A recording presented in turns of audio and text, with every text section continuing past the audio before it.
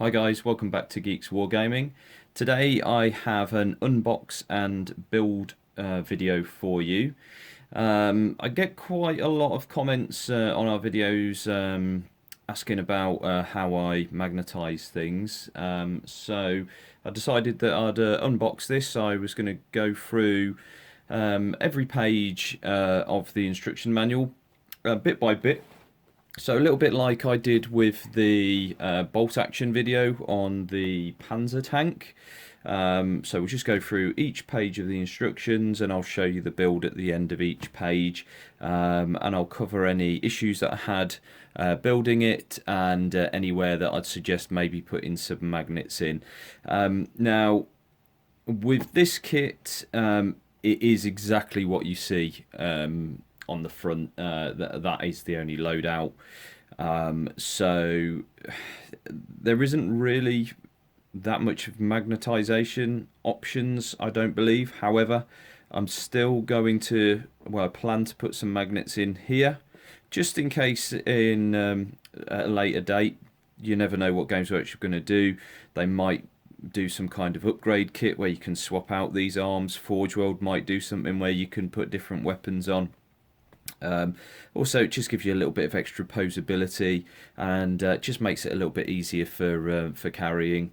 I am planning on, now that the Knights Codex is out, I'm planning on using it as my my tournament army.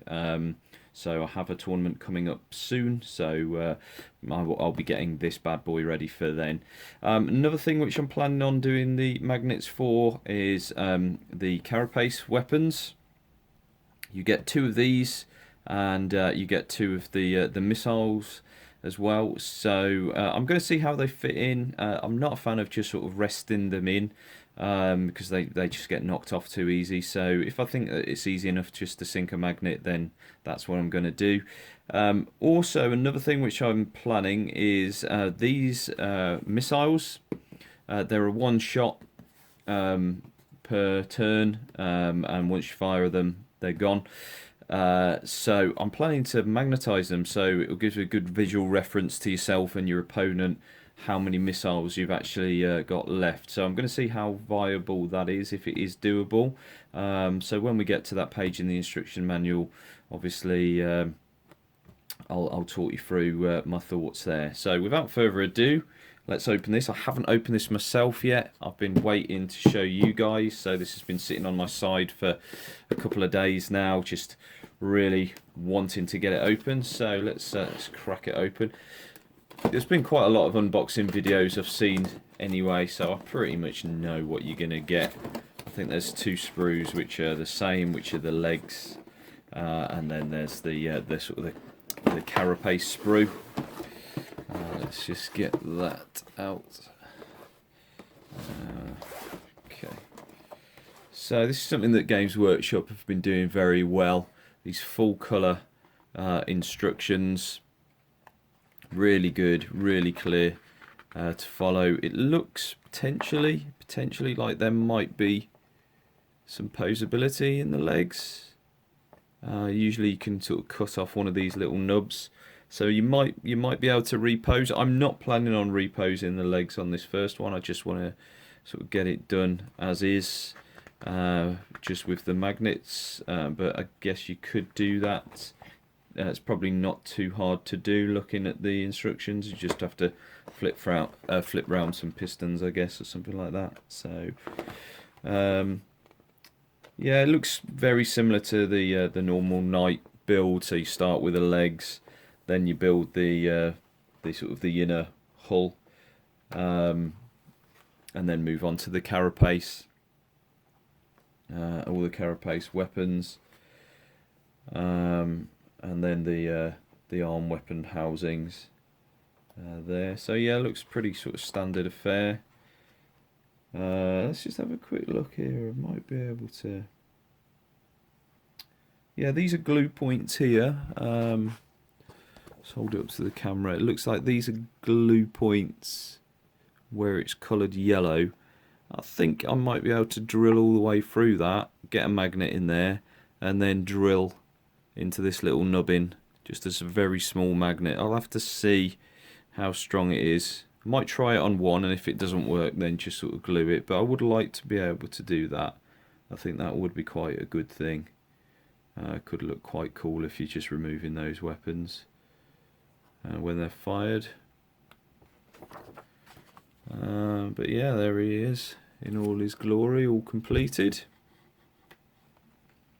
And as standard with these instruction sheets that we're getting at the moment, you get all the rules in the back, and then the colour guide and everything like that. So yeah, okay, let's get the sprues out. So here is the Carapace and the weapon sprue. I think this is the only difference between the Valiant and the Castellan kit from what I've seen. You never know, they might do something like the Knight Warden kit when they actually, you know, give you an extra sprue like they did with the Knight Warden. Maybe not, because the Carapace comes with it, but yeah, it's a bit of a money spinner that is for Games Workshop, I think, just changing this out and not giving you the extra weapons. But having said that, the sprues are very, very full, so there's no wasted space there. So you know, I guess, you know, fair enough. And then these are the two identical sprues. So this has got the leg guards, the shoulder guards, all the hull pieces. I think that's actually the side hull. Yeah, two identical sprues there. Base. I think that is just the standard size Knight base. And then we have the new transfer sheet. This is really good. I'm going to be doing mine Hawksrowd. Yeah, there seems to be a lot more Hawksrowd iconography on this, which I'm really happy about. And also you can actually individualize this with any of the chapters that you want to have them affiliated to. I haven't quite decided yet. I might put a Blood Angel one on, or an Iron Hands one, or just keep it as sort of a Mechanicus affiliation. But yeah, this is quite good. I like how they've done these transfer sheets now. It would be nice if you had some of the others. I mean, there are sort of, I think it's nine houses in the codex, which are sort of named with rules, but yet they're only giving you 1, 2, 3, 4, 5 houses worth of transfers. A little bit annoying that, but maybe they might release another transfer sheet. They did do that a couple of years ago, I believe. You could get some of the others, like I want to say Volker, I think was one of them, one of the Mechanicus houses, and House Griffiths, I think was on there as well. But that's out of print at the moment, so maybe they'll bring that back. What with obviously the new codex coming out and everyone wanting to do knights. Okie dokie, right, so let's have a look at the first page of those rules, get that back up and see what it's telling us to do. Okay, so there we go, we're on to legs. It's just sort of a rinse and repeat with both legs. So I'm going to go away now and start building, and I will come back when I've finished this page. Right guys, I'm just going to jump in here. There's one thing which is a potential that you could do wrong, so I just thought I'd highlight it to you. This here is obviously this part of the leg. Now underneath you'll see there is two little nubbins there, so little holes, and that obviously connects into this little piece here. You need to make sure that you've got the leg rotated the right way around, and you need to insert the little nubbin thing there into the rearmost of those two holes. Otherwise you get your leg angle all wrong. So it should look like that. If you don't, it will look like the knee is hyperextending. So there, it's a bit too straight like that. So just make sure that you've got it where it should be. Okay, I'll come back when we've completed the legs. Okay then guys, so we're at the end of the first page, and this is what I have for you. Both of these legs are absolutely identical in terms of the parts. They're from the identical sprue. The only difference is that little nubbin that I showed you with the angle of the knee. You use the front one on the back leg and the back one on the front leg to give the leg some posability, and then you just switch around the piston positions.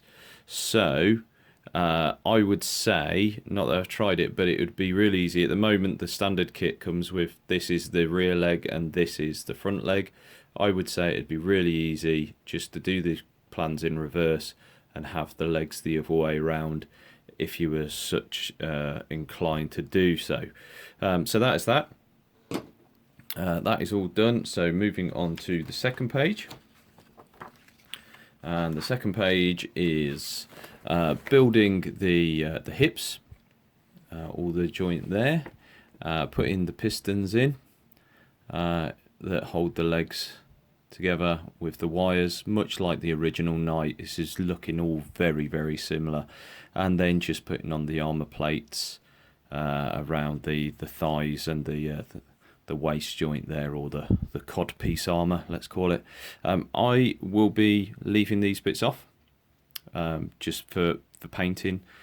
What I tend to do is have a superstructure which is just all of the actual mechanical side of the Knight, and then I'll have all the armor panels separate, so I can paint those up and then stick them on when I've done it. It's just an easier way of doing it, so that's a little bit of a tip for you there. So here we are at the end of the second page, and this kit is just flying together. What with sort of the cleanup and putting it together, I think up to this point it's probably taken me about half an hour, 40 minutes, something like that. So yeah, everything's going together really nicely. With some of the older Knight kits, I found that this waist joint is slightly off, so trying to get these in, if you're not too careful, they can actually cause you some issues, and you have to almost sort of try and splay the legs slightly, but nothing like that on this one. Just obviously rest it down flat and glue the legs in, and then put these little pistons in. So yeah, that's it. This waist piece, because of these two sprues are absolutely identical, you basically get two sort of exactly the same, the front and the back. And then we have used sprue B for the first time, which is the Carapace sprue. So we've cut the back bit, so his bum basically. So all of these bits are on sprue B, which you stick on. It doesn't really matter which way you stick it on, as long as obviously when you put it together you put it round the right way. So that's what we're looking at the moment. So it's starting to get there. The next section that we are moving on to, just move him. Oh, and I've cut all these pieces off and cleaned them up, so they're all ready just for sort of undercoat and then eventual painting. Right, so the next section we're on to is building the head and the main hull. Now I am actually going to be skipping the head. The reason for that is I've actually got the Forge World, well, one of the Forge World ones on order, and it hasn't arrived yet. But from what I can see, it was a bit of a gamble because I hadn't seen this kit when I'd ordered it, but from what I can see, this sort of the way that head goes together looks exactly the same as what the other Knights do, and it seems, from what I've seen on the sprue, it seems to be exactly the same scale as the smaller Questress Knights. So my plan is use the Forge World head on this guy, and I've actually picked up the Knight Renegade box set, so I've got two other Knights, so I'm going to use the head from this guy on one of those ones to make it look a little bit more well, individual. So yeah, so I'm just going to basically focus on this section, skip the head, so we'll come back when I've finished that. So here we are at the end of the third page of the build, and this is what we've got. So the main body of the hull is completed. Unlike the smaller Knight, this is actually one piece. In the smaller Knight, this is a piece, then you've got two of these and this ring that you put on. So it's probably better in terms of it's just one piece you've got to put on rather than sort of fiddling around with a few. I do like to keep these pieces separate for painting because I tend to colour code those. So slight frustration with that, but hey, it is what it is. I did find that these parts were actually quite tight, so you had to be quite careful when pushing these in not to actually bend the plastic. So I kind of angled it in like that and then slotted it and then squashed them down to make sure that they were in properly. Now, incidentally, the glue that I use really helps with that type of thing. It's kind of saves you. That was kind of like I was doing a dry fit on there, but if I was using other glue than this, then I'd have to take that off and risk damaging it when pulling it off again. So if you go out to your local hobby store and pick up some of this, it's the Tamiya Extra Thin. It comes with a little applicator brush, and you just literally sort of paint it into the gap. It evaporates in air as well, so it doesn't leave any horrible marks on the kit. It's this. I discovered this probably, I don't know, about 6 months, a year ago, and it's the only stuff I use now. It's absolutely brilliant. So go out and get that little pro tip for you there. Okay, so that is that. Head's not on, obviously, because I said I was leaving that off. So on to the next page. Okay, so this is starting to build up the Carapace, so building up the weapons. I'm going to have a look at this, see if there's any opportunity for magnetizing. There might well be. Just having a look at this here, how it all goes together. So obviously these are sort of some little housings. Yeah, that then you match up on the front hull there. I'm just wondering if I can leave these off for painting, because obviously I'd want the melters to be silver rather than spraying it the yellow. So I think I might do this slightly out of sequence and glue these holders actually onto the main hull and see if I can just put the Carapace on top without interfering with the melters too much. I think I should be able to do it as long as you line it all up correctly. So yeah, I'm going to go away and see if I can do that. And here we are at the end of that page. I was actually able to glue these to the structure and leave this bit actually loose, so that just comes off and slots back on again. So that will just make it a little bit easier with painting, because obviously these are going to be mainly silver. So I'm quite happy that I was able to do that.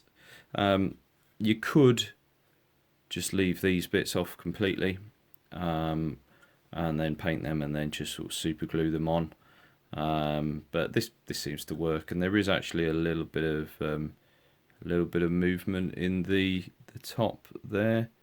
of the actual gun itself, which isn't moving the bracket that attaches onto the hull. So there is a little bit of play there, so shouldn't be too hard to get the top on there.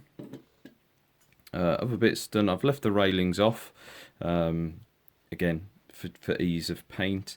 I am planning on making this character, this Knight, my character model. He's actually going to be painted up as a High King. So the High King colour scheme for House Hawkshroud is they have a red stripe that goes all the way from front to back. So I'm thinking painting wise, if I'm doing a red stripe, it could be quite difficult to do with these railings on, so I'm just going to keep those off for now. These bits here, these glue on, and these are obviously where your 3 Carapace weapons go. So I'm just going to super glue a magnet on the back of each of those, and then I'll be able to, with the Carapace weapons, stick a magnet to the underside of the Carapace weapon, and that will magnetize on quite nicely. That should be quite easy to do. So we're kind of at a point now where it's definitely starting to take shape. There you go. So yeah, that's been a very enjoyable build. A really nice kit. It's gone together exactly as you'd expect it to. Not too many sort of issues along the build or anything that caught me out. So yeah, really enjoyed that. Looking at the next page, we are moving into weapon arms. So I'm going to start doing some magnetization on these. So I think if you look at this here, the bit that's highlighted in red, that slots in this joint. You can't really, let me try and bring it closer to the camera for you. So this part here, that sits in this groove. So what I plan to do is actually get my razor saw and cut that off and glue it into there, and then drill a magnet actually into it, and drill a magnet up into the sort of the shoulder joint, I guess you'd call it, and then that will just allow me to swap out the guns if required. So that might take a little bit longer to do, but this, as I said, this kit's flying together. That's been sort of a couple of hours, and that's with a lot of cleanup and just looking at ways of magnetizing and things like that. So yeah, that's really good. So we're going to move on to the weapon arms, and I'll be back when we finish this page. Right, so we're about just over halfway through this page, making all the weapons. I just wanted to pause a moment just to show you what I've done. So this is obviously the harpoon weapon, and I've managed to magnetize it here. As you can see, it's a nice and snug. This panel I've just put on, it actually tells you to glue these 4. This is kind of like one piece that sits around that joint. It says to glue those onto that panel, but they're going to be silver. This is going to be yellow. So yeah, I've just glued those on there, and then you can easily attach there. So onto the magnetization. So what I've actually done, and this is the way that I do all of my knights, I've actually used this bit, which is looks like that, which is this assembly on the instructions. And what I've done is the little end piece here, I actually get my razor saw and cut off, so I get a blank sort of flat end like that. Now on this kit, unlike the other Knight kits, that space there, that it leaves once you've sort of cut that piece off, it does actually leave a hole. Now the hole is probably about 5mm, and the magnet that I've sunk in there is 6mm. So I've just got a 6mm drill bit. I'll just bring one of those across. This is what I use. It's what I use for all my magnetisation. I don't use any power tools or anything. I basically start with a pilot hole by just poking the scalpel in. Then I use my Games Workshop, or I think this is Games Workshop one, an older one, your pin drill or whatever they're called. Use that just to get it started. And then I think these are from like Poundland or something like that, just very basic drill bits of different sizes, but these go up to the 6mm. So I'll just then use that piece just to sort of drill by hand into the end, and then I can sink one of these. I think these are 6x1, I believe. Yeah, 6x1, that looks about right. Sink them into there.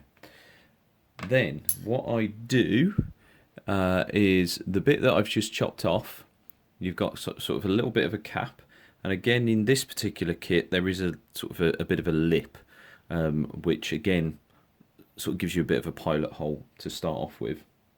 So then I use that lip that I've just cut off and I put it in, where's the other bit gone? Here. So this is kind of the arm bit that that joins on to the weapon. So a little bit fiddly to do.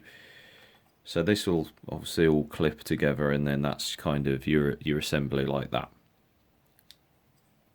So there's a big space in there.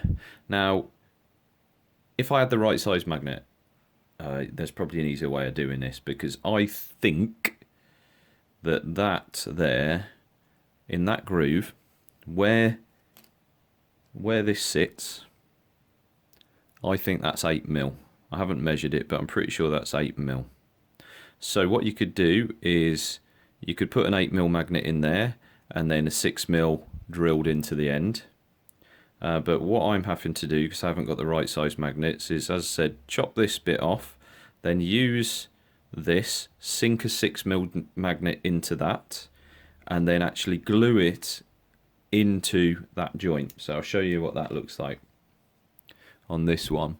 So that is the 6mm magnet sunk into the plastic nub and then glued into the actual sort of arm assembly that attaches to the gun. So that's how I've managed to do that there. That's fairly simple to do as well. As I said, because this piece is actually hollow rather than it being just one solid piece like it is on the original Knight kit, you can do it by hand very easily. So yeah, I just thought I'd interrupt what I was doing just to sort of show you that. So I'm nearly done. I've basically got this last section to do, which is the big flame cannon, conflagration cannon, I believe it's called. So yeah, I'll be back in 1 second. Do you know what? I'm just going to show you. So we are going to get the razor saw and cut this here. Hopefully that's in shot and you can see it. It's a little bit tricky. But yeah, I just used the razor saw. This is the Games Workshop one. You can get these from most craft saws. Mine's very old now, so it's probably the teeth aren't as good as they used to be, but it still does the job. So I might pick up a new one. I see that Hobbycraft, if you're in the UK, actually sell one. So I just use the saw and I butt up to that lip, and then just slowly start sawing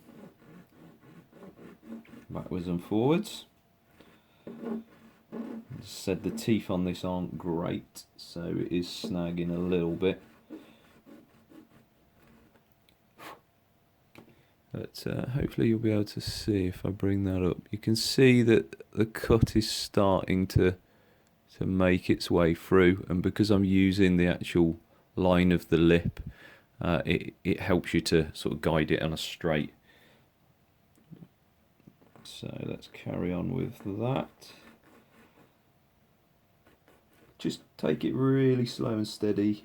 Stop plenty of times just to check that you are cutting it nice and straight.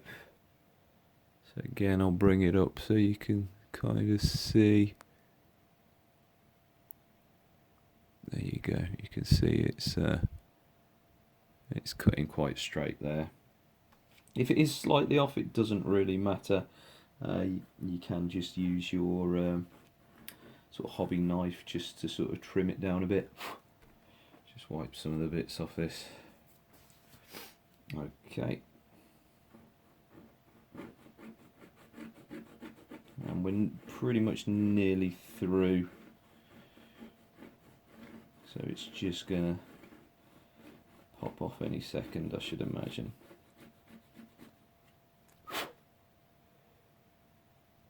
Yeah, I might have gone just slightly off at the end, but we can just tidy that up by cutting from the other angle. There we go. And that is all done. So there we go, you can now see what I was describing in the last section. So hollow piece, let me get my magnets. And these magnets, so it's just a little bit too big to go in. So I'm just going to use my 6mm drill bit just to dig that out slightly. Now, again, I would recommend with this that you've glued this piece, because this is in 2 halves. You've glued this bit and let it set for a good while. Otherwise, with the force of your twisting, you can pull these parts away from each other. You can still see that the glue is struggling. It doesn't matter too much, because when you get the magnet in there with some super glue and everything, you can cinch everything back together. So yeah, let's move on to the next step. And we now have the magnet embedded into the, I guess we'll call this the shoulder. That leaves this little piece that I've cut off, and as you can see, you kind of got the start of a pilot hole really that you can use. Now this is 2 pieces that you've glued together that were on this, so it is fairly flimsy. So the first one that I did, it did actually snap in half when I was doing it, but actually that probably made it a little bit easier because I could just carve it out with a hobby knife. So I'm guessing that's probably what's going to happen here, but we'll just try and drill through, see how we can do it, and I'll come back in a second and show you what that looks like. And here is the completed left arm with the flamer. So yeah, managed to get it all magnetized in the way that I described. It's just sunk the magnet in there and the magnet in there, and that goes together very snugly indeed. So that isn't coming off. That ain't coming off at all. So yeah, both arms done. Obviously a bit more detail to put onto this cannon. Let's see what's on the next page.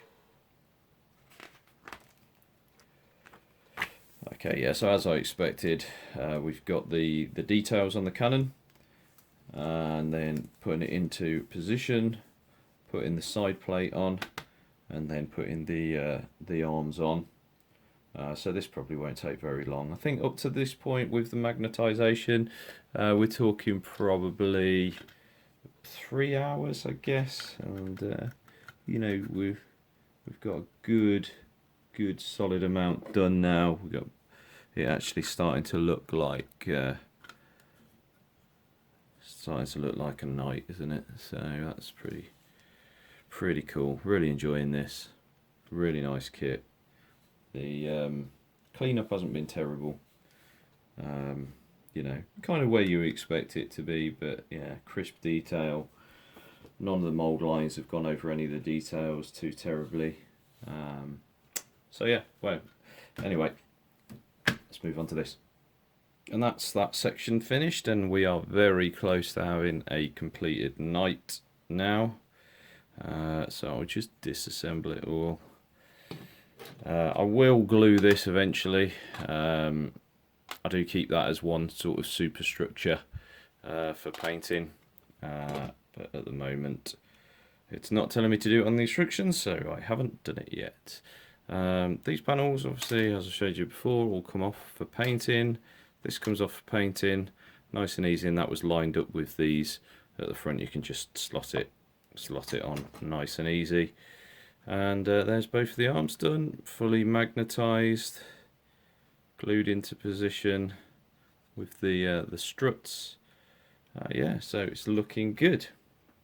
We're moving on to the next page, which is to put the shoulder pads onto the rest of the carapace. The leg guards there, I'm not going to be doing that. I'll just cut them off the sprue and show you. And then we're on to the carapace weapons. So it's going to be a bit of magnetizing that I'm going to do here. I think my plan is I'm just going to super glue a 6mm magnet underneath each of these, and then with looking at the sprues are all tangled up. Looking at the bottom, this is one of the siege cannons.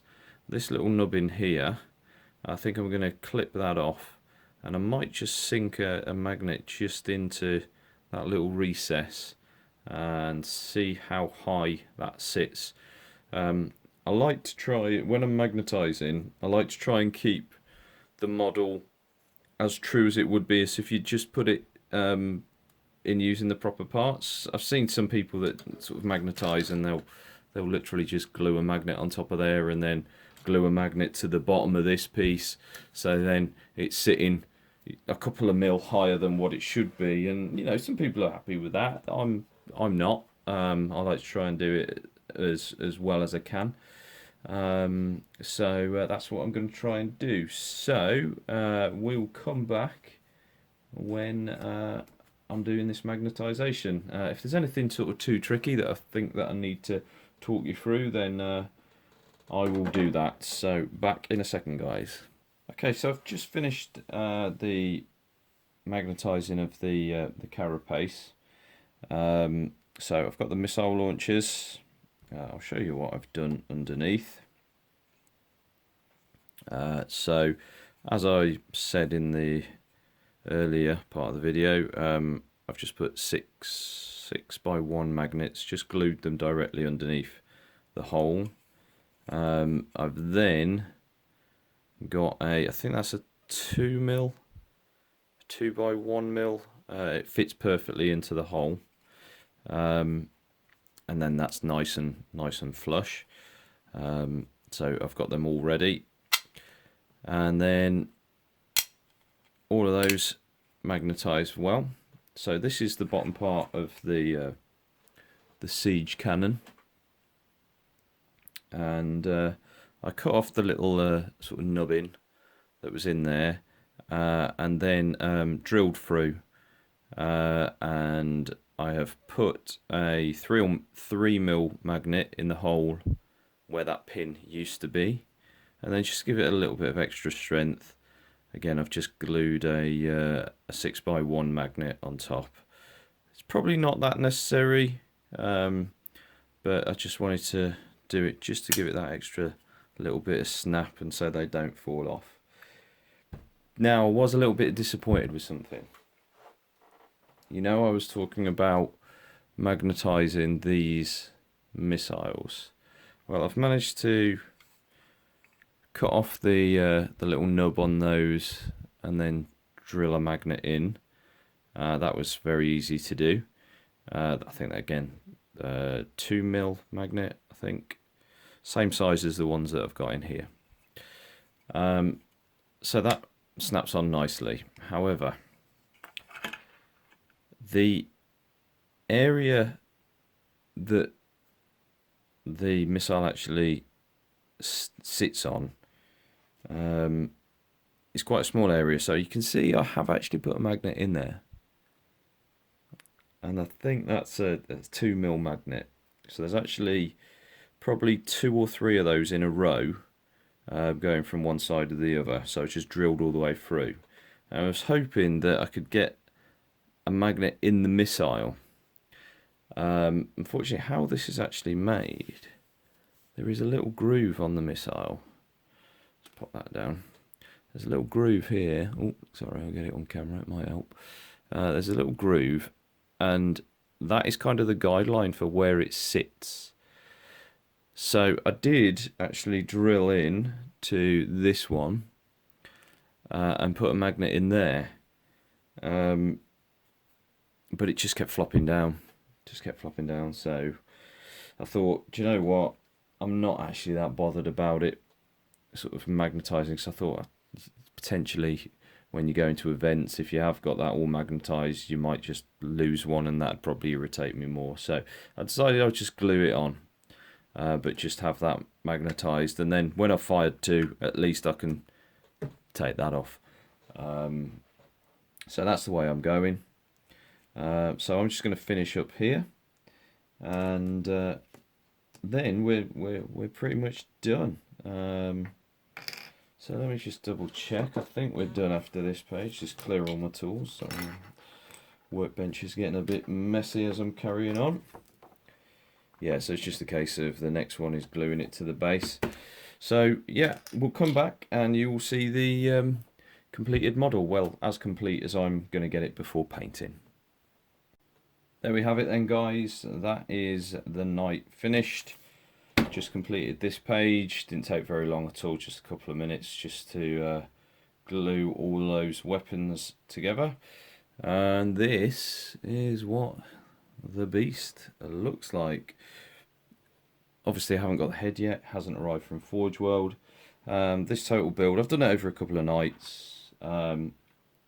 Messing around with the magnets is going to put an extra probably an hour, maybe even 2 hours on any build, depending on how fiddly it is.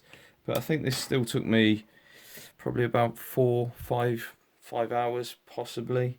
So yeah, nothing too major. Really good fun to build. Cleaned up really nice. This is ready for paint now. And just to sort of show you, these are all interchangeable. Get the other cannon here. So really good, really like that you can do that. You can maybe go for something a little bit different if you wanted. I guess that could look quite cool. Okay, so yeah, that is it. That is the build complete. I will be doing a showcase of this when I've got it finished painted. Was one thing actually I wanted to show you, because I've never had this with a Games Workshop kit before. The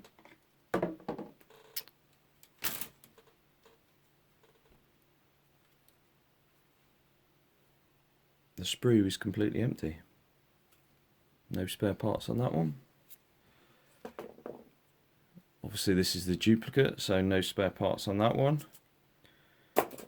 And on this one, there is a few parts on this, but that's basically because I'm not using the head.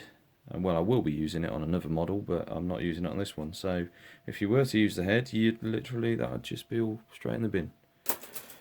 So yeah, your bits box isn't going to like this model, but everything else is, because it's an awesome kit. Awesome. Anyway, I'm rambling now. It's really late at night actually, so I'm pretty tired. But as I said, I'm going to crack on painting this probably tomorrow. So keep an eye out in the next few weeks for the completed version of this, and look forward to seeing it in a battle report soon.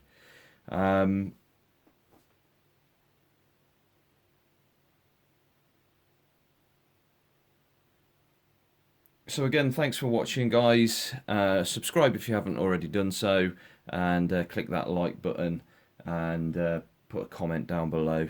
Let me know what you think of this build, and if you want to see more videos in this format. I'm going to leave it there, and I'll see you in the next one.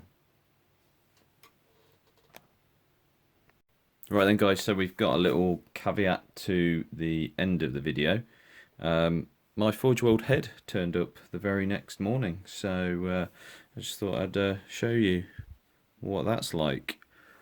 So there we go. It's the right scale. It's exactly the same scale as the other Knights. So this is the plastic bit off the kit, and then it just comes in two halves and you slot it together like that. So if any of you were wondering, do the Forge World heads work on this Knight, the answer to the question is yes, it does. It sticks there quite nice. So there we have it, the model is completed. I am now off to paint this, so I hope you enjoyed that video. Remember to like the video if you liked it, and subscribe if you haven't already done so. At the point of filming this video, we are very close to our 10,000 subscriber giveaway, so go and click the link below and enter into that for your chance to win £100 worth of Element Games store credit plus some other goodies. So thanks for watching guys, and I'll see you in the next one.